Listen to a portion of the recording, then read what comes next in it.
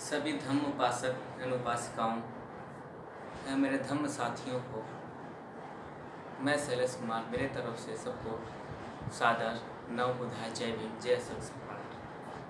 जैसा कि आप लोग जानते हैं कि हमारे बौद्ध समाज के कुछ प्रतिशत लोग हिंदू के पर्व को अपना रहे हैं, जैसे रक्षाबंधन हुआ, होली हुआ, दीपावली हुआ। उनको ये नहीं समझ में आ रहा है कि इससे क्या लाभ है, क्या हानि है। जैसे कि इसी महीने में अभी रक्षाबंधन पर्व आया है और जहाँ तक कि हम देखे हैं हमारे बौद्ध समाज के लोग भी इसको मनाए हैं। मैं उनके लिए एक संदेश देना चाहता हूँ अपने तरफ से कि कोई पर्व या त्यौहार एक दिन में स्थापित नहीं होता। हर पर्व और त्यौहार के मूल में कोई मिथक अथवा इतिहास कारक होता है। रक्षाबंधन का पर्व भी इसका अपवाद नहीं है, जो कि श्रावण माह अर्थात सावन के महीने की पूर्णिमा को होता है। मिथकीय कथानक तो बहुत से हैं, लेकिन ऐतिहासिक तथ्य इस पर्व को सीधे भगवान बुद्ध धम्म से जोड़ते हैं। मैं ऐसे कुछ घटनाओं के बारे में आपको रूबरू कराऊंगा। बुद्ध धम्म के तनिक विख्याता जानते हैं कि आषाढ़ पूर्णिमा के दिन भगवान बुद्ध के द्वारा धम्मचक्र प्रवर्तन किया गया था, अर्थात सारनाथ में पंचवर्गीय भिक्षुओं के सम्मुख प्रथम उपदेश दिया गया था। सारनाथ यहीं हमारे बनारस से पहले स्थित है, जहाँ ने पहली बार भगवान बुद्ध ने उपदेश दिया था। इस पूर्णिमा के दूसरे दिन से सावन का महीना शुरू हो जाता है। बुद्ध पूर्णिमा के दूसरे दिन से सावन का महीना शुरू हो जाता है, यानी अगली पूर्णिमा यानी श्रावण पूर्णिमा को पूरा होता है। आषाढ़ पूर्णिमा से भगवान बुद्ध के पहला वर्षवास शुरू किया था। सारनाथ, जैसा कि आपको मैं बताया अभी सारनाथ कहाँ स्थित है। सारनाथ के मृगदाय वन में, मृगदाय एक वन का नाम है जो कि सारनाथ में स्थित है। अगले श्रावण माह की पूर्णिमा के दिन भगवान के द्वारा कुलपुत्र यश एवं उसके 54 मित्र प्रज्वा अर्थात दीक्षा दी गई थी, देश दिए थे 54 मित्रों के साथ। ईसा पूर्व के 527 ईस्वी में, ईसा पूर्व में 527 ईस्वी में और भगवान सहित संघ की संख्या 61 हो गई थी। यह पहला ऐतिहासिक विवरण है कि सावन की पूर्णिमा के दिन भगवान के संघ का विस्तार हुआ था। सावन के पूर्णिमा के दिन भगवान के संघ का विस्तार हुआ था। जैसा कि आप लोग मैं बताना चाहूँगा कि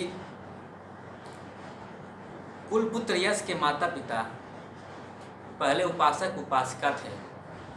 बौद्ध धर्म को जो अपनाते हैं या तो भिक्षु होते हैं या तो उपासक उपासिका होते हैं।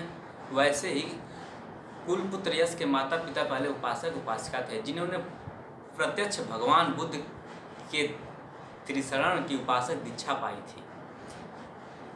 त्रिशरण अर्थात बुद्धम शरणम गच्छामि, धम्मम शरणम गच्छामि, संघम शरणम गच्छामि। इसके पूर्व सबसे पहले तपस्सु और भल्लिक 2 उपासक को भगवान बुद्ध ने बोध गया यहीं हमारे बिहार में स्थित है।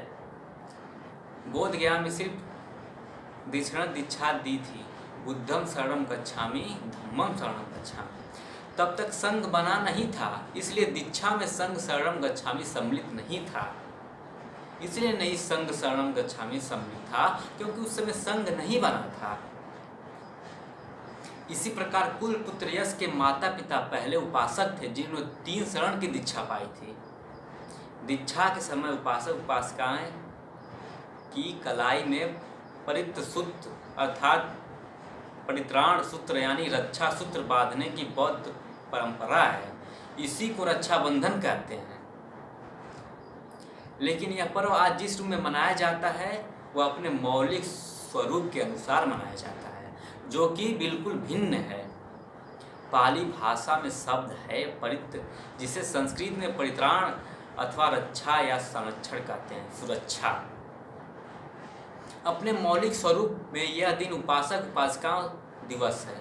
मतलब अपने मौलिक रूप में यह उपासक और उपासिका दिवस है, जो कि बौद्ध धर्म में उपासक उपासिका होते हैं, जो बौद्ध धर्म को अपनाते हैं। उनमें दो राह होती है, एक भिक्षु की राह होती है, एक उपासक उपासिका की राह होती है। भिक्षु का मतलब वो सब कुछ त्याग करके बौद्ध धर्म को आगे ले चले, उसका प्रचार प्रसार करे। और उपासक उपासिका मतलब अपने सीमित जगहों में रह करके अपने आसपास के लोगों को बौद्ध धर्म के बारे में बताए और बौद्ध धर्म को स्वीकार करना है। अथवा कहाँ मैं था, उपासक उपासिका बुद्ध विहार जाते हैं अथवा धम्म आचार्य के पास जाते हैं, जो वहाँ पे भिक्षु लोग रहते हैं, वहाँ उनके पास जाते हैं वो लोग, और पूज्य भिक्षु अथवा आचार्य से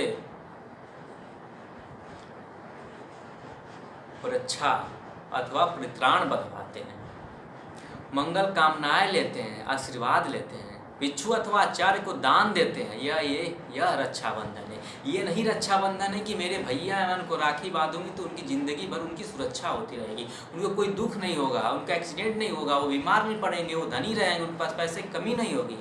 यह बिल्कुल पाखंडवाद है।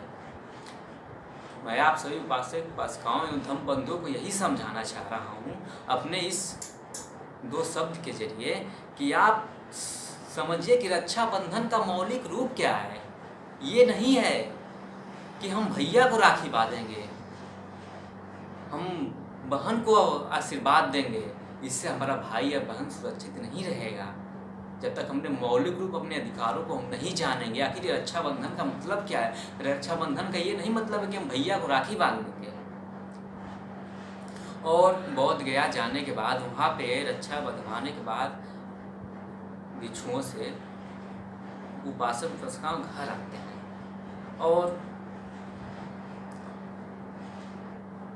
आशीर्वाद लेते हैं, मंगल कामना लेते हैं। यह है, अपने धर्म को आगे बढ़ाते हैं, तो पढ़ाई लिखाई में आगे जाते हैं, वहाँ से ज्ञान मिलता है, आप पढ़ लिख के आगे बढ़ सकते हैं। ये नहीं कि घर बैठे रहें, रक्षाबंधन मनवा ले तो भैया डाटे इंजीनियर बन जाएंगे। भैया को पढ़ना पड़ेगा, भैया को समाज से लड़ना पड़ेगा, सामाजिक बुराइयों को दूर करना पड़ेगा, जिससे जाके वो